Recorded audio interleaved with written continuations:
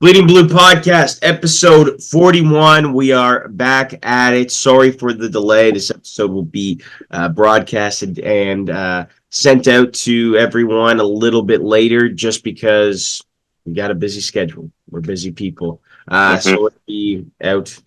You're listening to this late Friday afternoon. How about that?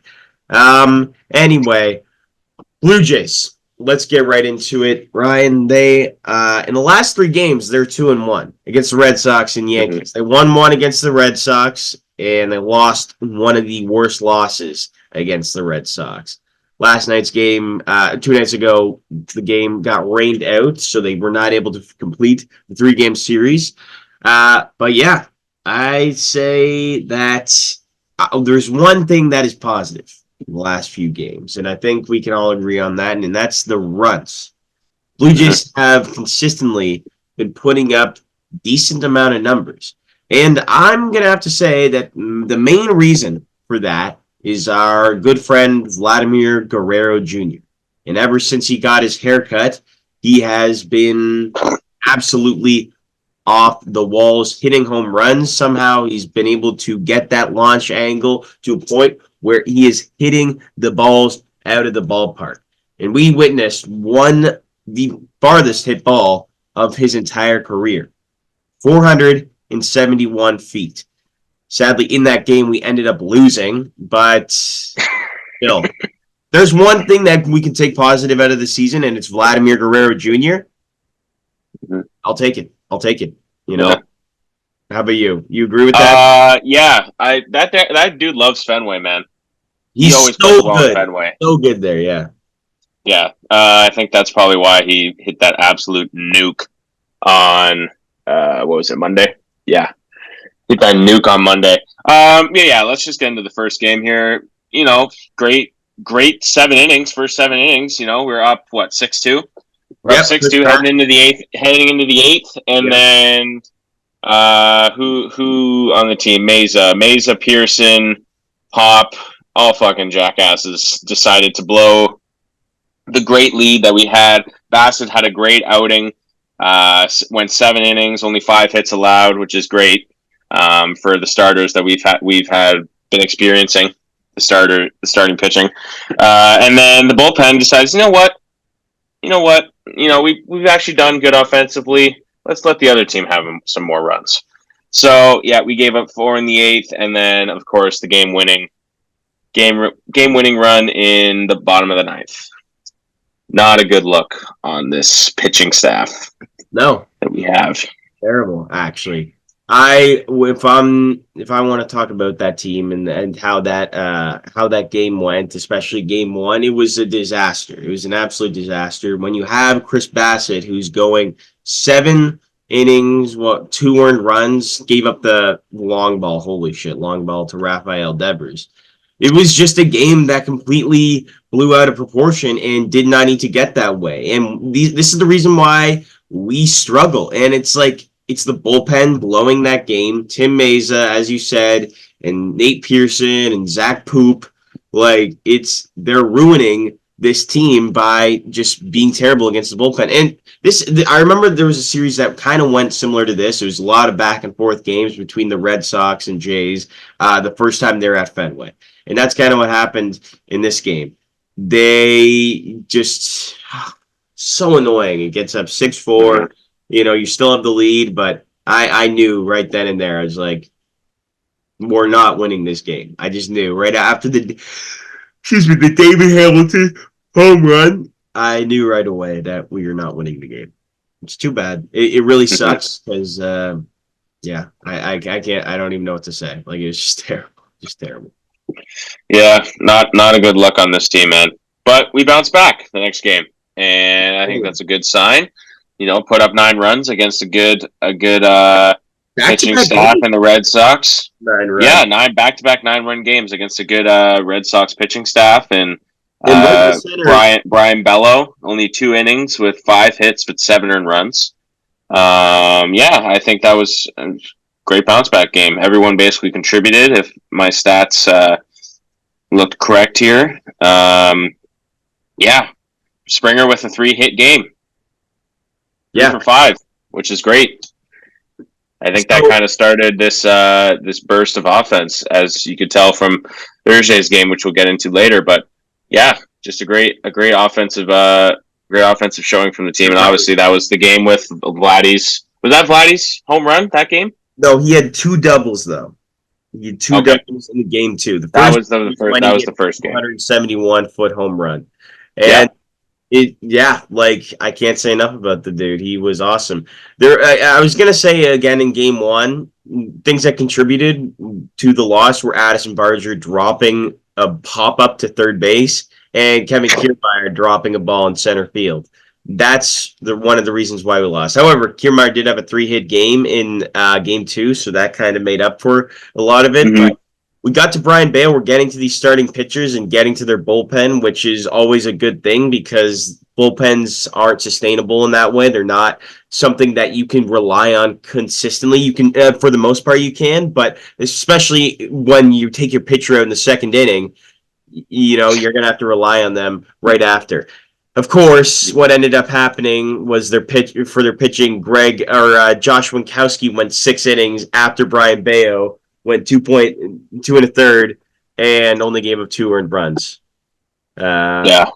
No, there was a ton of positive, especially Springer is a big positive. Kiermaier went 3 for 4. Also, the two guys who are not playing well offensively, they're coming alive now, which is nice to see. There's a lot of players that have been stepping it up and been a lot better offensively. Springer, most of all, I think in the last few games has been really, really solid for this team. He's just been helping out a lot more. His average is above 200 now, 205 he's hitting. Still not good, still not great. He could be better, like a lot better. But yeah, and now he's up to 8 home runs, which is crazy. Like I did not think of him as an 8 home run guy, but look at him now. He's got 8 homers, and they were all absolutely killed into the second deck. Another big thing that came out of game two, though, was the pitching performance of Kevin Gausman. Okay, he went 6 innings, 3 earned runs. Still not a good outing for him, but that's something to look at is as we see and watch him kind of struggle in the last little bit. Chris Bassett has been awesome, 3.45 ERA right now. Barrios 3.38. And Kevin Gausman's at a 4.26 ERA. Yeah. Yeah. He's having a down year. That's 100%. Yeah. But yeah. I think the second game also was a big improvement in the bullpen also. Yeah. Based off that last performance with giving up the 4-run lead. Yeah. 3 straight innings with no hits. Brendan Little, Richards, Chad Green come in. Richards, what's his nickname again? Silver Fox, whatever. Yeah. Yeah. With his dyed gray hair coming in. The best reliever we have right now. Trevor Richards and Chad Green. Yeah. It's good. That's good and bad. Actually, no, it's more bad than good because we have Romano On the and Swanson and Garcia, all 3 guys. Also, they're all injured, but those guys should be performing better regardless of them being injured. But it is what it is, man. But yeah, let's move on to game 3. You were at the game, so you talk a bit about. Before I go into game 3, before that game, actually, Ross Atkins came out and did his media availability explaining how the season is going, and he kind of did express how he believes that this team is probably going to be selling. So he came out and talked to everyone and didn't really, kind of talked like a lawyer would. I was listening to some of what he had to say, and it was kind of embarrassing, to tell you the truth. Like it was just really, really, not what's the word? He didn't say much while saying a bunch of different things. Mm-hmm. We were going to turn it around, but we haven't, and it's pretty confident that that we are going to be selling at the deadline. When he was asked, he gave response. The biggest thing is the success they've had in the past, many of them together, from all the way from the minor leagues over the last 4 years. The other reason is the belief that things can get turned around. So it's his fault though, like for thinking that they could be good, like Kirk and Springer and Vladdy, and Vladdy has been good, and Bo, and have these rebound seasons, but they just didn't. They just haven't. Yeah, I listened to TSN Overdrive, Yeah. the radio show, yesterday when I was driving home. He appeared on it. He talked for about 10-15 minutes, and there was also a big concern about Bo because apparently Bo just basically was asked yesterday if he would be surprised if he got moved at the deadline, and Bo basically said, "I wouldn't be surprised at all." So Well, that's basically him saying that he doesn't really. The only way he would be saying that is if he doesn't really care about being part of the team anymore, I don't think. and that's a sad thing to say. No, that's not what he's saying. You think that's what he's saying? That's what he said. No, I think that's what he's saying because if he said he would be surprised, then he'd care, and he'd care about being on the Blue Jays. But if he said I wouldn't be surprised at all, it's kind of because he's concerned about the front office, and he's probably not close to getting a deal done, and that's not a good look for He Ross can't Atkins. what he means by what Bo means when he says I wouldn't be surprised if I get traded. He has no control about him being traded. Right now, he's been not playing good, and the team has not been playing good. So he's not surprised that he's going to end up being traded like a lot of players. He's probably also been told already by Ross Atkins. I think Bo likes playing in Toronto. I think he likes being on this team. It's just he's been struggling, and I think that's No, but the thing is with the Overdrive guys, they talked to Ross Atkins about it, and Ross Atkins was surprised that he said that. He said, "Oh, I'm surprised Bo said that he would be surprised if he got traded," because that's what Ross literally said. So at least that he probably had a talk with Bo either after the game yesterday or before the game yesterday about the comment, and I don't think it's too. that's not a good sign for Bo for the future. If you want to keep if the fans and the team they want to keep him, right? So I don't know. It's not a good sign. I think right now what he's feeling is he's saying that because out of all the people that are most upset with how Bo is playing would be Bo, and so Bo's probably thinking to himself, I've been playing like shit. They probably want to trade me right now. Like I'm not surprised. Like I haven't been playing good, and I think that's just a way of him saying like, yeah, like I've been playing terrible, and I'm sure he's agreed to that. He said previously, like when he got moved down in the order, he was like, yeah, I've been playing like shit. It makes sense why I'm moving down in the order. I have no other like I'm not gonna he'll come out and say when he's playing bad. He's very good at expressing himself that way. So I wouldn't think too much into it. When the fact that Ross Atkins was surprised is a little interesting to me. But again, I don't want him to be traded. I love Bo. Bo's one of my favorite players to watch. I could think of the memories and the moments are endless with him. His 3 home run game, Bo Timber in 2022, that was just absolutely electric. His go-ahead home run in the 8th inning in 2021 when we had that playoff race with the Red Sox and the Yankees. His walk-off or his go-ahead grand slam. There's multiple just moments that I can think of just Bo being an absolutely electric. And I can't, yeah. Yeah, but sometimes you got to let go of that, right? I guess you do. How about we let go of Kevin Kiermaier and Justin Turner and Isaiah Kiner-Falefa and Yusei Kikuchi? You want to let go of IKF? Yes, because you could get so much out of him, and this team's losing, bro. It doesn't matter about your players that have been good. He's got a year left. You can get a ton out of Isaiah Kiner-Falefa right now. So that's what I would say. Okay. Yeah. And like I love him. I love IKF. He's been great for this team, but there's some team right now, like the Dodgers, that would be very willing to trade for him because they their utility players have been terrible. So, and they could get something out, and they'll end up like DFAing Chris Taylor and and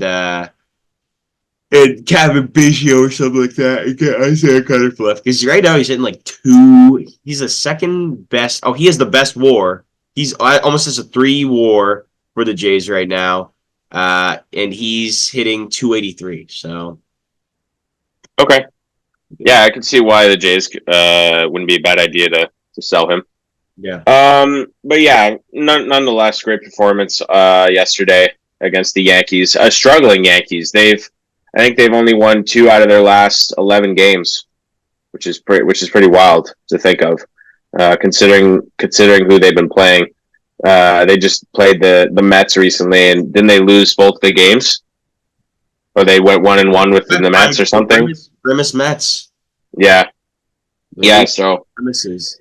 yeah, the Yankees are kind of slowing down a bit, opening the door for the Orioles. But yeah, let's do a quick prediction here of the rest of the series for the Yankees and Jays.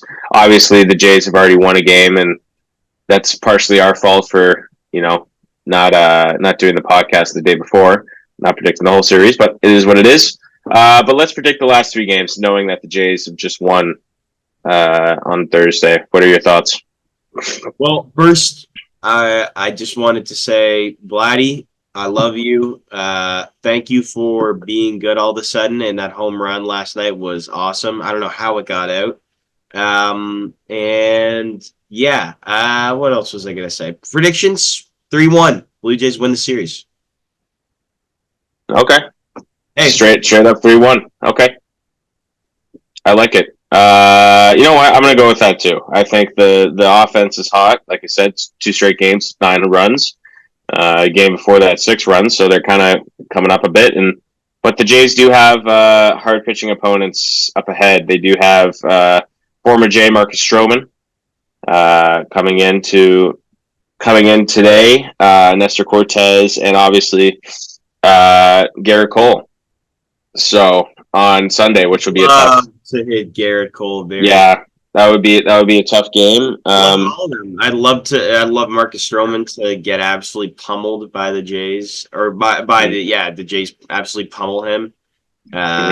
Yes, it would be because Garrett Cole hates Toronto, man. He hates the Blue Jays, so it'd be great to get a little revenge on him. But yeah, I think 3-1 is a good prediction. I don't think they're going to sweep. I think the Yankees will probably sneak out one. But yeah, they swept. How would you feel about this team? What would your if they swept? If they won the next 3 games and were 40-43, how would you feel?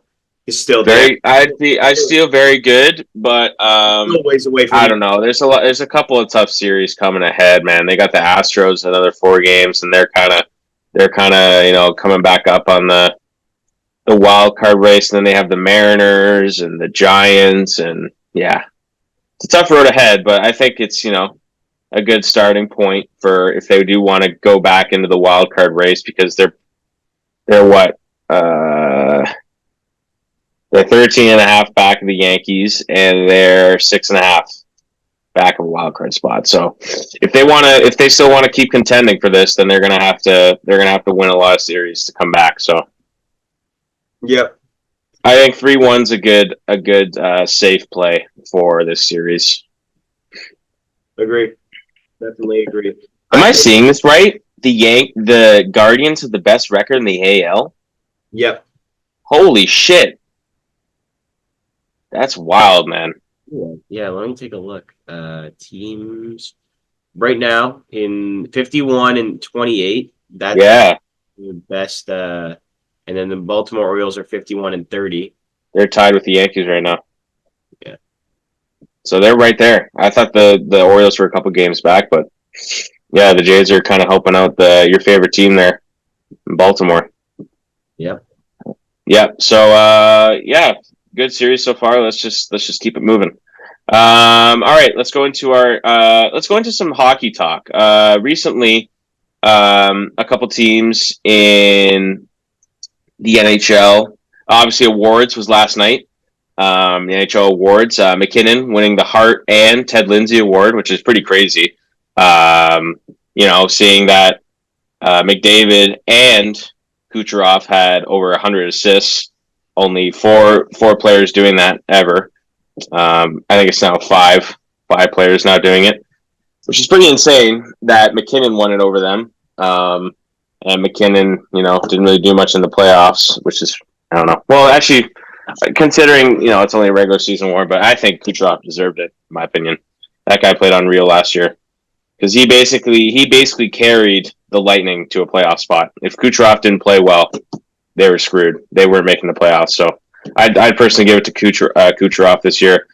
Matthews not getting anything, even though he scored basically 70 goals. Pretty insane. It's also hard to give him an award when you have McDavid and Kucherov, who had over 100 assists. So is what it is. He did get the Rocket, which is nice. It's his third time. Third time? Yeah, third time. Third time getting it. He'll get another one next year. I hope so. Maybe hit 70. Probably won't, but yeah, just a little small talk there. Also, teams for the Four Nation Face-Off next year, which is replacing the All-Star Game, which should be interesting. You remember no All-Star Game next year. They're going to have this Four Nations Face-Off, which I think is a great idea because the All-Star Game it's a rough week for the NHL. So I think that doing this is, you still watch the best players in the world going at it, but you're playing for your country. And it's like a week and a half event. They're playing in Montreal and Boston, I think. So good hockey cities to play it in. The best teams. They just announced the first 6 Canada players.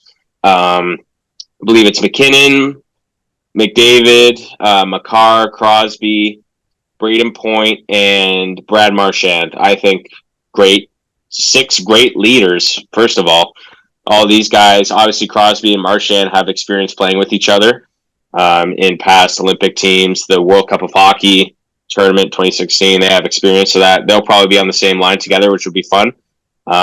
Hopefully Bedard makes this team because then you got like the generational ties with the team, which would be pretty cool. Have McDavid, Crosby, and Bedard on like the power play. That would be a lot of fun. Or put them on a line together or something. That would be really cool. Obviously, Crosby and McKinnon from the same town, Cole Harbor. Maybe they'll be on a line together. Just little thoughts there. I was looking at the other teams also. USA, they're also stacked. They got Kachuk, Matthews. I'm pretty sure Jason Robertson is confirmed to be on that team. Finland looks great too. Sweden, obviously, with Nylander. Yeah, it's gonna be. I think it's much better than having an All-Star game. Way more competitive. Obviously, John Cooper, the coach of Canada, he just talked yesterday about it and saying that the guys who are planning to be a part of it, they're saying that they're going to be playing competitive, and it's not just going to be a fun little tournament in between the regular season. They're going to be competing just like it would be at the Olympics, right? It's basically like a little mini World Cup of hockey. So I think it'll be a lot of fun watching, just like a precursor for the Olympics in 2026. It just sucks that we don't get to see Russia play. Obviously, they have tons of talent on that team. We're going to have to wait till 2026 to see them in the Olympics, but I think it'll be a lot of fun watching these 4 teams go at it. Yeah. No, cool. That'll be fun. That will be very interesting. Yeah, just to kind of see the chemistry build between these players that will most likely play in 2026. So much better than an All-Star weekend. Much better. Yeah. But let's go into our next segment here. Things that don't make sense. Our regular Thursday or Friday this week segment where me and the other Ryan discuss something that doesn't make sense in our everyday lives. I'm going to start off real quick. This one, it makes me sad, this one. Zoos. I think zoos they're just very sad and, cruel to the animals that are a part of it. Specifically, Marineland, I think, is one of the worst inventions I've ever seen.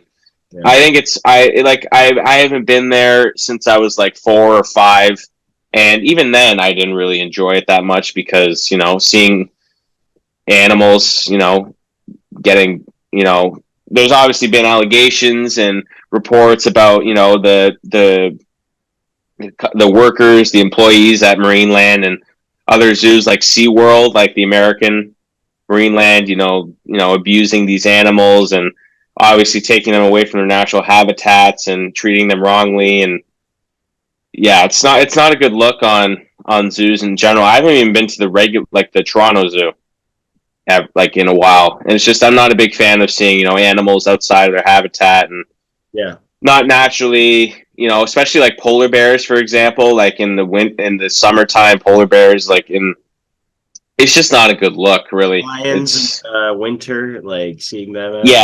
Yeah, stuff like that. I'm just not a big fan of, and obviously, I think the main reason why zoos are a thing is because to educate, kids or people on how to what animals look like and how they live and stuff. But still, if you're taking them away from their natural habitat and where they're originally from, and how their way of life is, it's not a good look, really.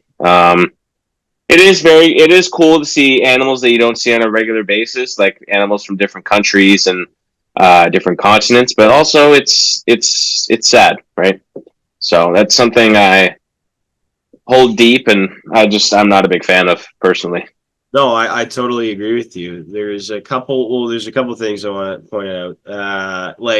So after watching like Planet of the Apes or Rise of the Planet of the Apes, that Yeah. definitely gave me like, yeah, it's like these animals are conscious, bro. These animals, Mhm. they feel that it's not just like they need to be out in their natural habitat. It's like taking, it's the same thing as taking some kid away from their house where they live. It's basically Yeah.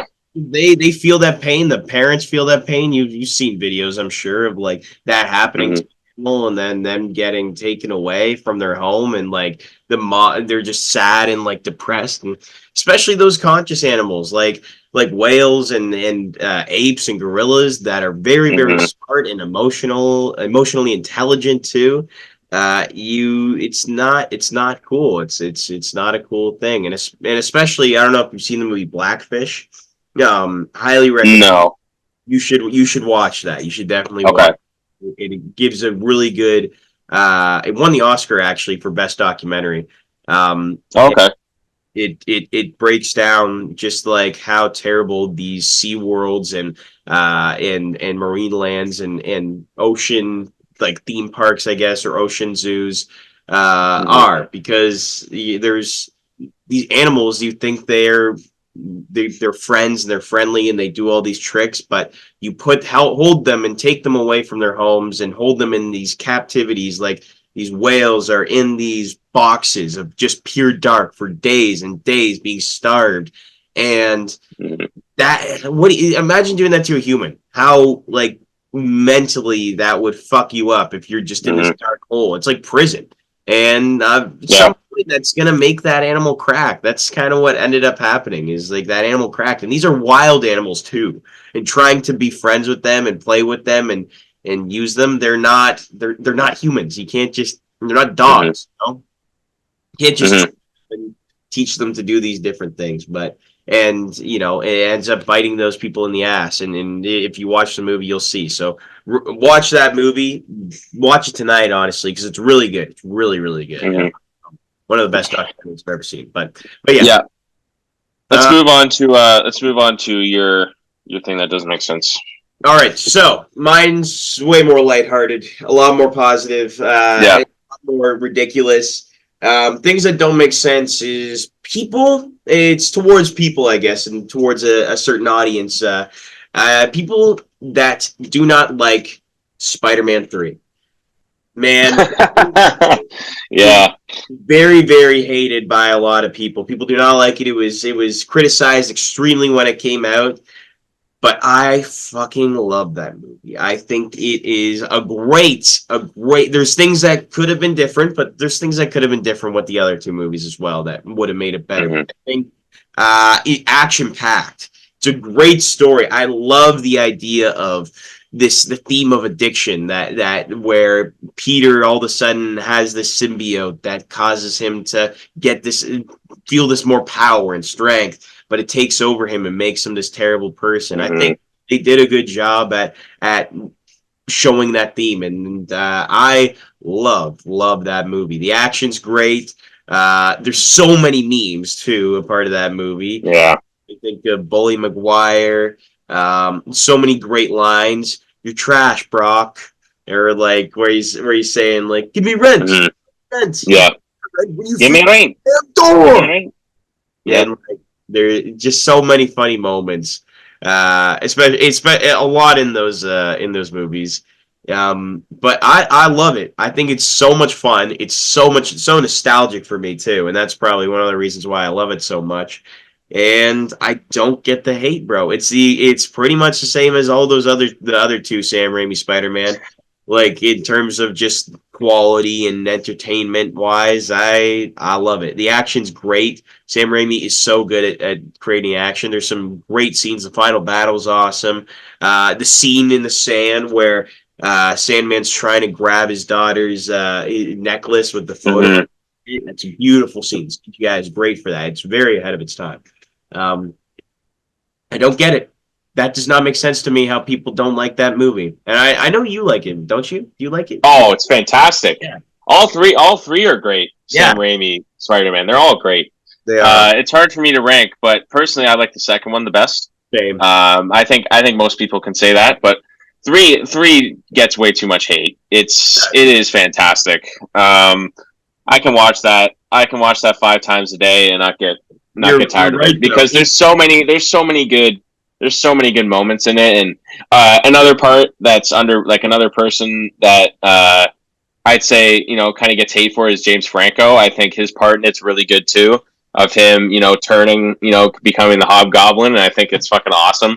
Yeah. And kind of that moment where Peter's in his Bully Maguire stage and like they fight it out in the In his what's apartment that? or like his Yeah, it's a part where after he finds out that he's after James Franco finds out that he's Spider-Man and they fight it out, and it's pretty funny. Good action stuff, and like you said, there's like little moments, like dramatic moments too in it. It's not just the comedic part. There's dramatic moments, like at the end where yeah. Thomas Hayden Church, Sandman, he's like, talking with Peter about how he's not a villain and how he just wants to, do it for his daughter and, see his daughter again and stuff. I think it's great. I think there's a lot of heart in it too. There's a lot of heart in it. I would love to. It's too bad that they ended up canceling and rebooting the series. Andrew Garfield has another special place in my heart as Spider-Man. I do like those movies as well.